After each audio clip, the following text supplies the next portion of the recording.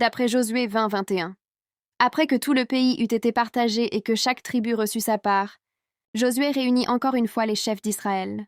Cette fois, Dieu lui donna de nouvelles instructions, non pas pour la guerre, mais pour la justice et la bonté. Dieu dit à Josué, « Choisis des endroits particuliers dans le pays et fais-en des villes de refuge.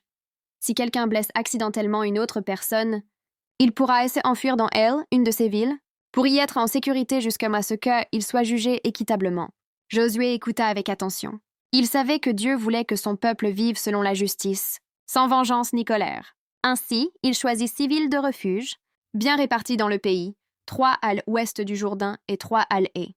Leurs noms étaient Kedesh, Sichem, Hébron, Bézer, Ramoth et Golan. Ces villes étaient ouvertes à tous, aux Israélites comme aux étrangers. Quiconque courait s'y réfugier était protégé jusque à ce que les prêtres décident de la vérité. Dieu voulait enseigner à son peuple que sa justice est pleine de miséricorde. Il protège les innocents et donne toujours une chance de réparer ses fautes. Ensuite, Josué s'occupa de la tribu de Lévi, les prêtres du Seigneur. Les Lévites avaient un rôle différent des autres tribus. Ils servaient Dieu dans le tabernacle, enseignaient sa parole et bénissèrent le peuple.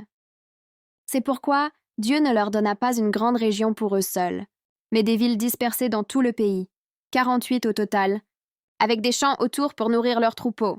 De cette manière, les Lévites vivaient au milieu de toutes les tribus, rappelant sans cesse à chacun de suivre les voies de Dieu.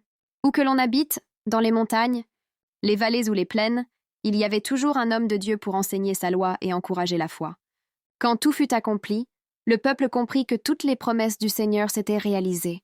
Le long voyage commença dans l'esclavage, mais il se termina dans la liberté, la paix et la justice. La Bible dit « De toutes les bonnes paroles que le Seigneur avait dites à Israël, aucune ne resta sans effet. Elles s'accomplirent toutes. Le peuple d'Israël loua Dieu avec reconnaissance. Ils avaient reçu un pays, un foyer, et la paix, non par leur propre force, mais par l'amour fidèle du Seigneur.